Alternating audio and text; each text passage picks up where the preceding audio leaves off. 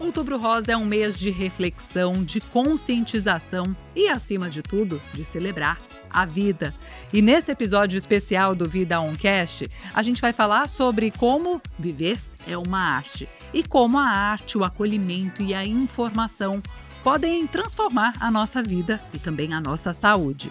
Viver é uma arte e esse episódio é um convite para a gente nunca se esquecer disso. Então, bora começar?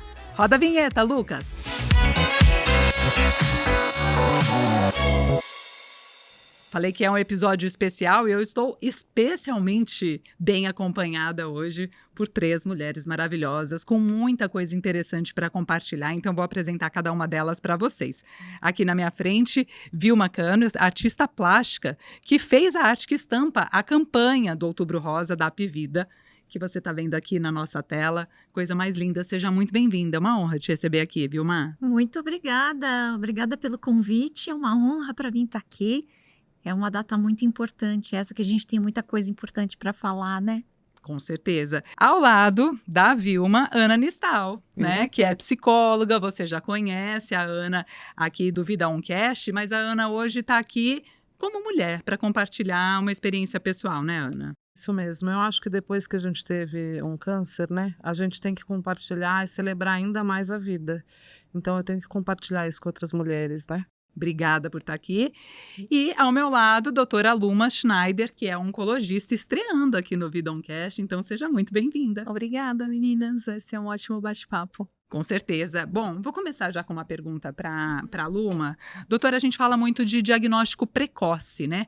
Agora, acho que é importante traduzir para todo mundo que está acompanhando o que é precoce, quando a gente fala precoce, né? Tem a ver com tempo, com a frequência com que a gente faz os nossos exames e por que é tão importante, sempre que se fala em câncer e câncer de mama, a gente fala dessa importância dessa prevenção, né? A importância do diagnóstico precoce é a chance de cura. Quando a gente tem um diagnóstico precoce, que significa assim, um tumor pequeno que dá para curar só com a cirurgia, a gente tem uma chance de cura de até 95%. Então, a gente focar na prevenção do câncer de mama é algo que nos ajuda na busca da cura. E eu imagino que deve fazer toda a diferença, gente, quando a paciente recebe esse diagnóstico, ele vira acompanhado dessa palavrinha, né? Olha, o seu diagnóstico foi precoce, a gente descobriu cedo, isso muda tudo, né? Sim, é uma parte do nosso discurso com a paciente para tranquilizá-la. Claro que não é porque o seu tumor tem um tamanho X ou porque tem linfonodo que não existe a cura, não é disso que a gente está falando. Certo. A gente está aqui na parte do diagnóstico precoce com as chances de cura, que existem algumas características dos tumores que contemplam a maior probabilidade da cura. Ana, conta pra gente como é que foi pra você, quanto tempo faz e eu imagino que você se lembra exatamente desse momento do diagnóstico, são coisas que marcam demais, né? Lembro. Na verdade, na época da pandemia, eu trabalhava na área de saúde ocupacional, né? E decidi manter meus exames em dia. Então, tinha feito em outubro de 19 e quando foi em outubro de 20, peguei com a médica o pedido e fui fazer o exame. A mastologista que faz lá a ultrassom, ela olhou, falou, tem alguma coisa errada, né? Imediatamente fui para o meu médico de confiança, né? O obstetra, mastologista que fez meus partos, e falei para ele, Maurício, fiquei preocupada. Ele, não, Ana, fica tranquila, tal. Mas quando ele olhou os exames, pediu um segundo exame mais completo, né? E era um tumor de 0,3, né? E ele falou, talvez se você tivesse vindo há 3 meses antes, a gente não tinha pego. E se você não tivesse feito seus exames com a frequência correta, a gente teria pego daqui a 1 ano quando estaria acabando a pandemia. Então, teria 1 ano e meio aí. Então, na época, o meu prognóstico era excelente, né? Graças a Deus né? Estou em remissão, vai fazer 5 anos, fiz todo o tratamento, fiz cirurgia e químio, né? E faço acompanhamento. Então, hoje, no acompanhamento, meu risco já voltou a ser o de qualquer mulher que nunca teve nada. Então, de fato, era bem pequenininho, você não tinha sentido nada. Absolutamente nada, porque 0,3, né, gente? E, Vilma, queria que você compartilhasse com a gente um pouquinho da sua história e desse momento também, o que você se lembra, quanto tempo faz? Eu tive 2 diagnósticos, né? Hoje eu tenho um diagnóstico de metástase, eu tenho metástase desde 2017, quando eu tive a recidiva, mas o primeiro diagnóstico foi em 2012. Em 2012, a minha mãe já tinha passado por 2 cânceres de mama e todas as outras mulheres da minha família já tinham falecido de câncer de mama. E então eu já tinha iniciado meu rastreio muito cedo, né? Não dava para fazer a mamografia pela densidade da mama, mas eu fazia ultrassom, né, de acompanhamento. E aí, em 2012, apareceu um nódulo, fiz a biópsia e deu um maligno. Mas aí eu consegui o tratamento, comecei a vender essas obras de arte, porque aí a minha cirurgia me deixou sem movimento nos 2 braços por 2 meses. Eu precisei contratar uma pessoa para escovar os meus dentes, para pentear meu cabelo. Morava sozinha. Enfim, sempre fui muito independente e aí eu precisei reestruturar toda a minha vida para poder fazer o tratamento que eu precisava. E então as minhas obras de arte foram a minha salvação financeira.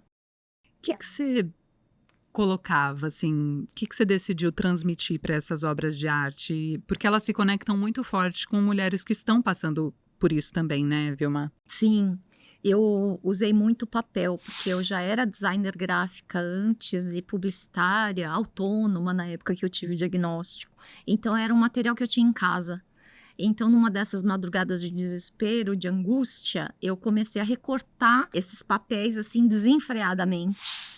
Então, eu digo que é uma expressão muito íntima, né, do desespero de um paciente que não consegue o tratamento. A minha primeira leva de obras de arte era um pouco mais construtivista, inclusive.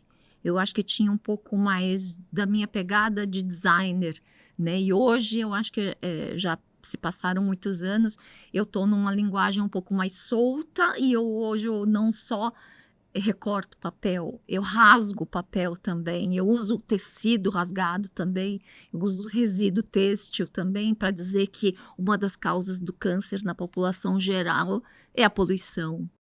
Que bom, né? Que a você gente está tem aqui causas para compartilhar externas isso com a também. gente, Vilma. Obrigada, eu acho muito importante É. isso. E a sua ONG já impactou, né? 17 mil mulheres? Mais de 17 mil. 17 mil pessoas, não só mulheres, que eu atendo crianças agora também. Aham. Então, agora, nos próximos dias, eu vou estar concluindo mais 300 pessoas nesse outubro, que aí eu vou estar atendendo não só as mulheres pelo Outubro Rosa, mas as crianças por causa do mês da criança também, né? O Dia das Crianças.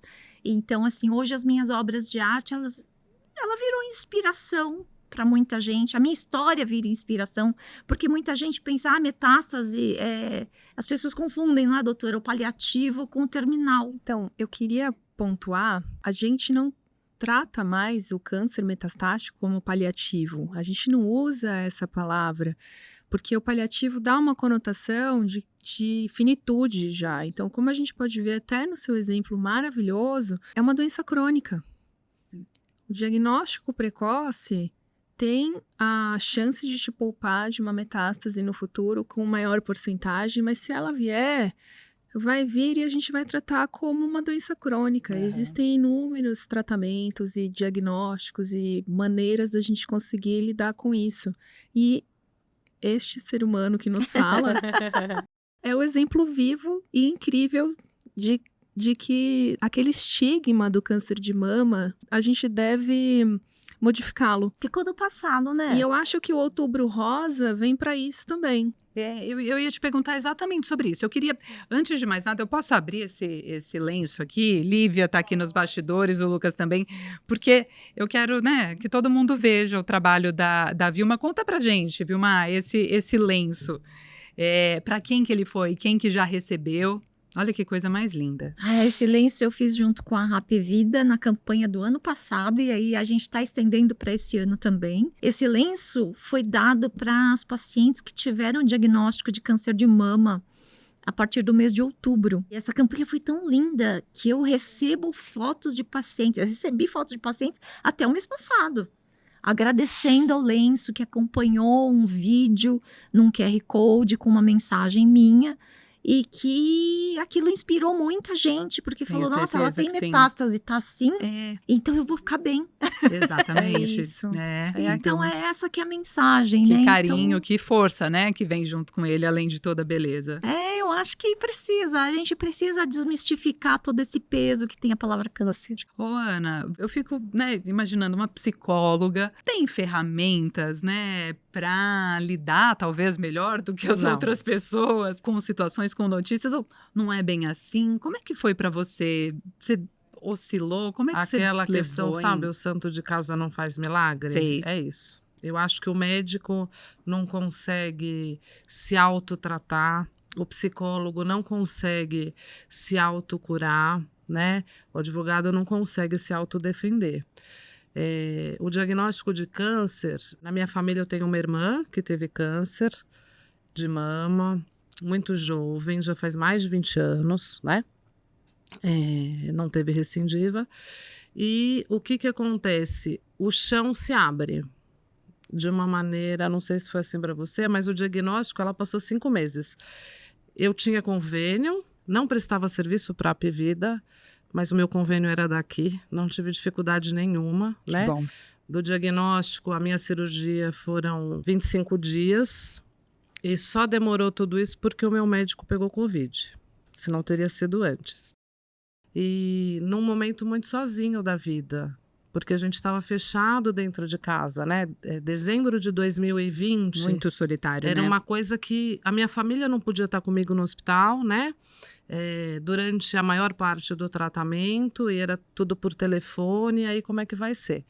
Então, eu acho que o que foi mais importante para mim foi o apoio dos meus mesmo, né? Meu marido, meus filhos, que estavam comigo, né? Pelo período de 2 anos, né? Então, do início do tratamento, né? Do diagnóstico até a minha cirurgia de reconstrução de mama, porque eu fiz a retirada completa da minha mama, apesar de ser muito pequeno, como o tipo de câncer da minha irmã era muito agressivo, tive que fazer os exames genéticos, eles deram negativo. Mas cada passo que a gente dá é muito, apesar de eu atender pacientes com recidiva, inclusive, e metastáticas, e tão ótimas, para a gente é diferente quando a gente sente. E eu acho que eu passei até a obrigação de falar que é só uma fase, né? Que a gente passa. É duro, é ruim cair cabelo, é ruim, mas tem tanta coisa ruim, né? E a gente contar a história e dividir o sucesso, quer seja com a cura, quer seja com o atendimento, né? O acompanhamento nas recidivas, mas uma vida saudável, salutar. Eu acho que a gente tem um pouco essa obrigação. Mas não é fácil, É não. importante ouvir você falar, porque eu fico imaginando que muita gente que pode estar aqui do outro lado assistindo esteja passando por esse momento Sim. e com todos esses sentimentos, né? E às vezes pode se sentir cobrado de não, você tem que ser otimista o tempo inteiro, porque o seu pensamento positivo vai fazer a diferença, e a fé, e claro que tudo isso ajuda. Mas é normal, né? É normal sentir medo, ter Sim. altos e baixos nesse processo também, né? Eu acho que, como a Luma falou, a gente, no diagnóstico, você pensa um pouco na finitude, né? A primeira coisa que me veio à cabeça, vou morrer, né? E meus filhos, hoje tem 18 e 23, mas assim, e agora? Daí eu falei, não vou morrer, como assim? Né? Não é uma sentença, não tô com a corda no pescoço, vou lutar. Se der certo, ótimo. Se não der certo, ótimo também, porque eu vou viver cada dia. E assim tem sido aí nos 5 últimos anos, né? Com acompanhamento, tudo direitinho. Melhora a saúde, melhora a refeição, melhora o exercício. A gente vai melhorando as coisas para a gente melhorar. Doutora Luma, a gente está aqui falando sobre isso agora, né, em pleno outubro rosa, que acaba sendo um momento muito importante dessa mobilização para um cuidado e para uma prevenção que tem que acontecer o ano inteiro, né? Não tem que ser só em outubro. Mas eu queria aproveitar esse momento para te perguntar, o que mudou, mas não mudou ainda na cabeça das pessoas? Tem muitos mitos em torno do câncer de mama ainda? E se tiver, queria que você compartilhasse alguns e vamos derrubar. Tem alguns mitos, sim. Um deles é que a maioria dos cânceres vem de maneira hereditária. Na verdade, 5 a 10% só são hereditários. E a gente vê casos que teve casos na família, histórias, avó, tia, Vai fazer o teste genético? Não tem nenhuma alteração. Então, esse é um dos grandes mitos do diagnóstico, né, e relacionados ao câncer de mama. E eu imagino que muita gente viva angustiada porque teve um caso na família e nesse sentimento de tô só esperando a minha vez, quando vai acontecer comigo, né? Sim. E quando, na verdade, 1 em cada 8 mulheres vão ter câncer de mama. 1 em cada 8? É bastante. Então, assim, eu acho que tem um pensamento que eu tenho pra mim, e às vezes eu converso com os pacientes. Ai, por que eu? Por que não você? A pergunta é outra. Exato. Por que não? Por que não comigo? E aí a gente consegue, lógico, expandir isso para todas as áreas da nossa vida, mas falando aqui, focando no nosso tema, é muito comum, é muito mais comum do que a gente imagina. Então a gente tem sim que usar esse outubro rosa para poder trazer que ok, não tô aqui, vou usar uma expressão, não tô aqui querendo fazer positividade tóxica. Não é sobre isso, mas é pra gente ficar um pouco mais confortável em buscar ajuda. Eu posso pedir licença para trazer um caso? Por favor. Uma funcionária do local que eu trabalho, inclusive que estava com um nódulo na mama e fazia meses e meses e meses. E não procurou ajuda porque ela estava com medo do diagnóstico. Com medo de ouvir o que ela não queria ouvir. Sim, porque como é que eu vou fazer sem saber se aquilo não podia ser outra coisa? Vou pegar esse gancho de novo. Outro mito que vem de antigamente é o autoexame, que eu acho que vale a pena a gente pontuar. Não é que, hoje em dia, não é mais um autoexame, não é um autodiagnóstico, é o conhecer o seu corpo. Tá. Porque quando a gente faz a mamografia, a gente pega milimetricamente. Quando você está palpando, para você palpar um nódulo, ele já tem centímetros. Sim. Então, não é para a gente substituir, é para a gente somar. Então, acho que vale também pontuar. Essa palavra autoexame é muito infeliz, né? Eu fico muito feliz que agora a gente esteja mudando isso. Autoconhecimento é uma palavra mais importante nesse momento, né? Conhecer o seu corpo é muito importante, mas a gente não tem o peso de fazer um autoexame. Quem examina é o médico, né? A gente vai prestar atenção no nosso corpo, mas a gente não pode deixar de ir ao médico e fazer os nossos exames. Não, de jeito nenhum. Né? O que é mais importante para nós e para o paciente, talvez no meu ponto de vista, é o acolhimento, que é o que a Ana falou. É você confiar e você criar o vínculo para o paciente confiar que aquilo que você vai oferecer para ele é o certo, é o correto. Então, assim, vamos atravessar esse rio juntos. Saúde prática, segura e do seu jeito. Com teleconsulta Apvida, você fala com seu médico de onde estiver, agenda com poucos cliques e tem mais de 30 especialidades disponíveis no app. Então, acesse apvida.com.br/teleconsulta. Eu posso contar um caso? A gente tem tempo? Pode. Ai, que bonitinha. Eu atendi uma paciente na residência que era coreana. E a filha dela veio com ela. E ela não falava uma palavra em português. E aí eu fui lá, expliquei, falei com a filha e tal. E dei o meu celular pessoal pra filha e pra ela. E na residência a gente roda em vários hospitais. Então não era sempre que eu conseguia atendê-la. Então quando não era eu, elas me ligavam e falavam, não, você pode passar com o meu colega que tá tudo bem. Quando ela faleceu, a filha dela me mandou uma foto do ultrassom grávida. E falou assim, todos os dias no aniversário da minha mãe, eu lembro da senhora e eu rezo por você. Que lindo. Ai, ficou até emocionada. Imagina. Eu falei, você pode me mandar mensagem sempre. E é uma troca. E então, assim, ela falou, você não sabe o impacto que você teve na nossa vida. Mesmo que não tenha sido um final feliz, sim, você marcou ali, né? Porque a nossa responsabilidade é também entregar para o paciente qualidade de vida. E levar ele para a finitude com tranquilidade. Também faz parte do nosso trabalho. E tem muito a ver sobre o que a gente falou aqui na abertura, de como viver é uma arte, né? É uma arte. O trabalho da medicina é uma arte, o trabalho da psicologia é uma arte, e o seu trabalho como artista também. Queria que você contasse mais um pouco Para onde você já levou essa obra? Para espaços públicos também, né, Vilma? Tenho. E procurando ser esse acolhimento? Sim, inclusive de prevenção. Eu fiz uma escultura de 5 metros de altura, coloquei no Parque Vila Lobos, em homenagem a todas as vítimas do câncer, que eu digo que não é só o paciente. As pessoas ao redor também são vítimas do câncer, né? Também sofrem junto. E aí, lá, aos pés dessa escultura, eu levava profissionais para dar atividades físicas, aulas de atividades físicas diversas. Porque aí você pega quem está passeando no parque e você traz junto para esse universo, para juntar as pessoas, para que não tenha essa segregação, porque existe também, né? A pessoa agora está com câncer, deixa de lado, não convida mais, não fala mais com aquela pessoa, né? Pessoas amigas, às vezes não sei o que dizer, não vou falar nada.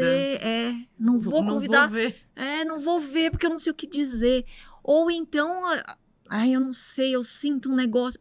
Talvez esteja assim, deixando distante algo que ela não sabe lidar. Então ela se afasta. Mas então, isso tem muito impacto, né? Tem muito impacto. Então é uma maneira de agregar as pessoas e mostrar que não tem problema as pessoas interagirem e conversar sobre diversos outros assuntos só porque é um paciente oncológico. Só Pelo porque contrário. Muito pelo contrário. Isso é muito positivo. Você não é o câncer, né? Exato. Você está passando por aquilo, né? Eu recebo muitos depoimentos, né, nas minhas redes sociais. Muita gente me procura quando tem o diagnóstico, por exemplo. Uma mulher me procurou falando assim, viu, socorro, acabei de ter o diagnóstico. Tô na rua. Quando eu consegui responder a mensagem, meu Deus, consegui agora. Onde você tá? Aonde você tá? Eu nem conhecia essa pessoa, não conheço, nunca vi essa pessoa.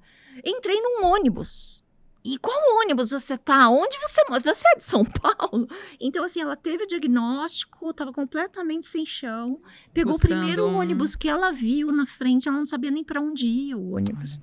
Então, assim, depois levou 3 horas para ela saber onde ela estava para conseguir voltar para casa. O que ela sentiu naquele momento era justamente estar sem chão, né? E ela não sabia com quem falar, e ela foi procurar uma pessoa desconhecida.